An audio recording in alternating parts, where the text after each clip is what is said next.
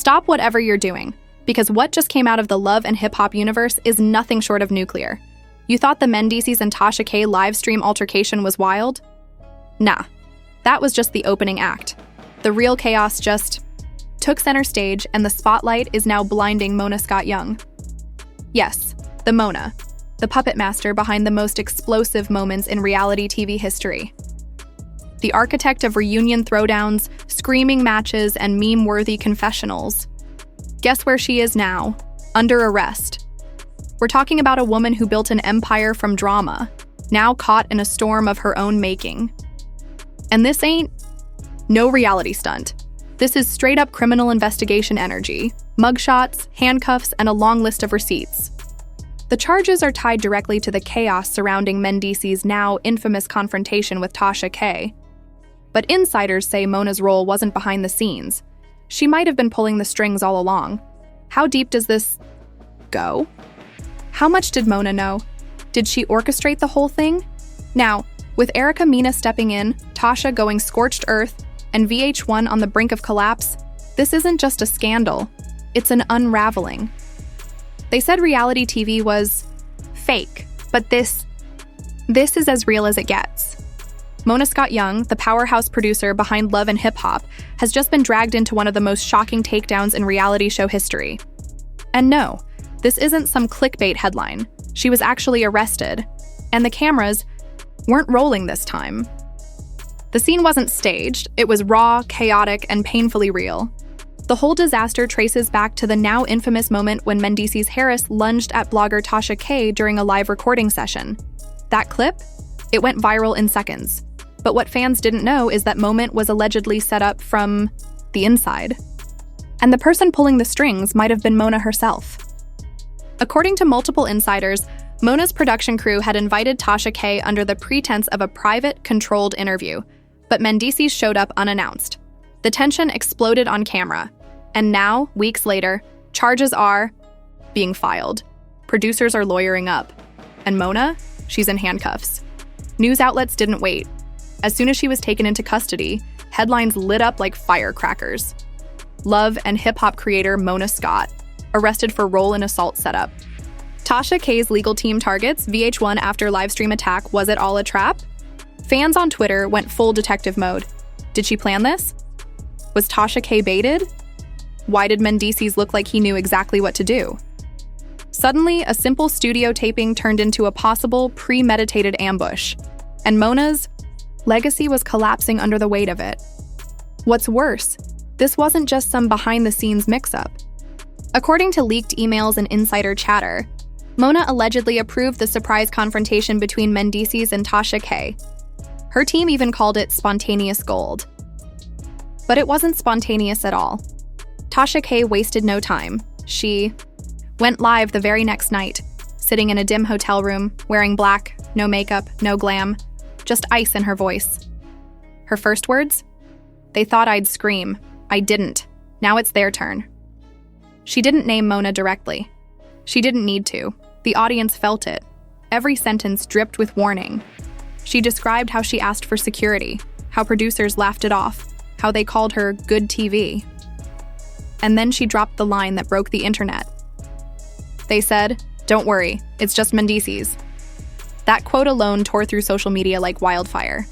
Comments flooded in, "Wait, they knew he was coming, so they set her up?" Tasha K is about to own VH1. Then, as if on cue, her team released surveillance footage. Grainy, dark, but powerful. Mendeecees could be seen pacing outside the studio room moments before the altercation. No sound, just visuals. He looked tense, agitated, ready. And then, Mona appeared. Same hallway, same moment. Walking into the room with her phone in hand, stopping briefly before shutting the door behind her. The clip ended with text across the screen. What did she know? And when did she know it? Internet sleuths went wild. Every frame was dissected. One TikTok creator did a 10-part breakdown. Reddit threads popped up overnight, connecting the dots between Mona's past controversies and her present downfall. But it wasn't just fans reacting. The Love and Hip Hop cast began chiming in too. Rashida Frost posted a black screen with a chilling caption, "We warned y'all." Joel Santana tweeted, "This has been years in the making. I'm just surprised it took this long." Safari, usually one to avoid drama, did a live stream where he simply said, "I've been on that set. I've seen things y'all wouldn't believe." And just like that, the silence broke. One by one, former cast members began coming forward with allegations, saying Mona had pushed them, provoked them, even put them in danger just for good TV. Blogs were eating it up.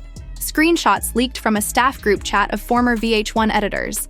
One message said, "She made us pull security off the stage, told us fights look better without interference." Another, "She said, if it gets messy, it gets viral. That's what we want." Suddenly, it wasn't just about Tasha. Kai, this was turning into a reality TV reckoning. Meanwhile, inside VH1, panic. A junior producer leaked a memo showing that the legal team had entered code red status. Executives were reportedly reviewing liabilities. Advertisers were calling for clarity. Then came the political fallout. A data analyst in Atlanta. A city councilwoman tweeted, "Reality TV has profited off the emotional destruction of Black women for too long. We stand with Tasha K." And just like that, the scandal went national. What started as a brawl on a live stream had snowballed into a cultural crisis, with Mona Scott Young right at the center. But just when people thought the storm had peaked, Erica Mena showed up. The internet had barely caught its breath when Erica dropped a black and white video. Just her face. No makeup. No sound. Only the words at the end. "I warned her." And with that, Erica Mena didn't need to scream. She didn't need a caption. That silent black and white video said it all. The words, "I warned her," echoed louder than any rant ever could. Within minutes of the video dropping, Twitter melted. Erica Ben knew this was coming. Is she talking about Mona? Did Erica tip off Tasha before the ambush? Speculation spun out of control. And the fire only grew hotter when, just hours later, Erica's rep issued a formal statement to several top entertainment blogs. Ms. Mena has provided both oral testimony and documented proof to the legal team investigating the production practices surrounding the recent incident involving Mr. Harris. She remains committed to full cooperation and truth. Translation: she flipped. Erica Mena, one of Mona's most bankable stars, had just crossed the line, and the receipts she carried were said to be deadly. Allegedly, Erica had access to emails exchanged between Mona's producers and Mendeecees team just one day before the infamous livestream. The email chain reportedly outlined a raw content segment titled "The Confrontation," where Mendeecees would address Tasha K face-to-face about her reckless gossip. Here's the wild part. That segment was never cleared with VH1 Legal. Even worse, Erica had a voice recording. Sources say the recording captured Mona herself bragging to a close associate. "This Tasha situation is gold. If it turns into fireworks, we win. If it stays calm, we still get numbers." Boom, there it was. Intent. When that recording leaked, and oh yes, it did, blogs didn't even need to embellish. Just the raw audio, slightly muffled, was enough to set the industry ablaze. Now the narrative had shifted from accidental chaos to calculated sabotage. Suddenly, fans weren't just mad, they were furious. They started to see Mona not as the genius behind the franchise, but the villain of the entire empire. Instagram comment sections looked like war zones. So she used them? She's been exploiting caste trauma for a decade. Throw the whole show away. And Mona Lay started trending worldwide. In a brief press release, the network announced, "Effective immediately, all filming under the Love and Hip Hop brand is suspended pending the outcome of the legal investigation." Translation: Mona got thrown under the bus. Sponsors followed fast. Fashion Nova dropped out, Crocs pulled its placement deals, and local Atlanta businesses that usually advertise during LHH ATL episodes quietly pulled back. One leaked email. From a media buyer read, "Our clients cannot be associated with ongoing federal-level investigations." Yep, you read that right, federal. Once Tariq's statement circulated and Erica's voice memo hit the blogs, Tasha K's legal team escalated the lawsuit. They filed a motion to amend the case, now targeting not just Mona, but also her co-executives, showrunners, and even the parent company, Viacom. And here's where it got even more wild. The court approved a subpoena request for 4 years' worth of uncut footage, internal communications, and raw video files related to high-conflict scenes involving the cast. One of the court's main concerns? Obstruction of evidence. Rumors immediately surfaced that Mona had allegedly ordered the deletion of certain tapes, particularly the ones showing producers allowing violence without intervention. If that's proven true, we're not just talking lawsuits, we're talking felony charges. In response, Mona's legal team tried damage control. They called the situation a misunderstanding, a production miscommunication, and claimed Mona had no direct involvement in Mendeecees' behavior. But no one was buying it, especially not Tasha K, who went live again, this time from her living room, sipping wine and flipping through what looked like a thick binder. They said I was loud, that I was messy, that I was just a blogger. Now, I'm the one holding the playbook. She promised to release never-before-seen footage, started a docuseries on her YouTube, and even teased a possible Zeus network deal. The internet dubbed her the Olivia Pope of gossip. Meanwhile, Erica Mena leaned deeper into her redemption arc. She launched a podcast titled Unscripted, exposing everything she experienced behind the scenes. In the very first episode, she said, "Mona didn't just manipulate stories, she manipulated trauma, real pain, real people, and she built her empire off our breakdowns." Fans were stunned. Even Erica's harshest critics started siding with her. And Mona? Her silence was deafening. No statement, no apology, no denial, just a wall of lawyers trying to plug a sinking ship. But boss, here's the twist that left everybody gasping. The judge overseeing the case ordered Mona to appear in court within the week, facing allegations of gross negligence, obstruction of justice, and reckless endangerment. And just when you thought that was it, we got word from inside VH1. Mendeecees Harris had just been subpoenaed. Why? The court wanted to know. Was he just reacting emotionally, or was he part of something bigger? That's where we pick up in part 3, boss. Mona's hearing begins. Mendeecees takes the stand. Tasha and Erica unite, and the entire empire starts crumbling from the inside. The courtroom was tense.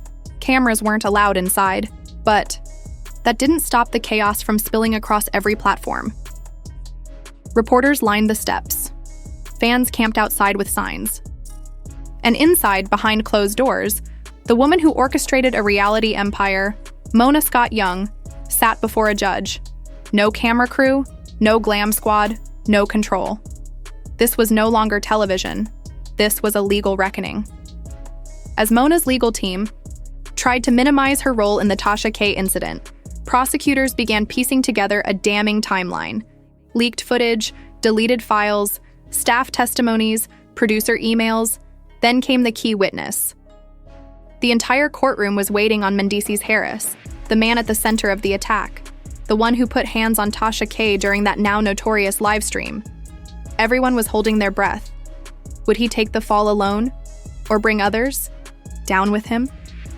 When he walked in, the room went still. No chains, no cuffs, just a sharp suit and eyes that couldn't hide the weight. His team's opening line.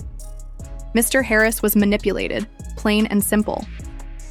They argued Mendeecees was set up, triggered intentionally by a production team that wanted fireworks. They claimed Mona's crew encouraged the confrontation, framing it as unscripted drama while knowing exactly what would happen. To back that up, they played the raw hallway footage, this time in full resolution. Courtroom exclusive, Mendeecees. Pacing outside the studio door, checking his phone, visibly agitated. Then, just minutes before the stream began, a producer approached. You couldn't hear the words, but you saw the nods. The gesture toward the door. The whispered cues. That alone shook the room. Then came the email printouts, dated the day before. Subject line, live confrontation setup, final notes. Sent from one of Mona's senior producers, CC'd to her. One line stood out in bold, we let them talk. We let it get messy. No interference unless it gets bloody. The gasps were audible.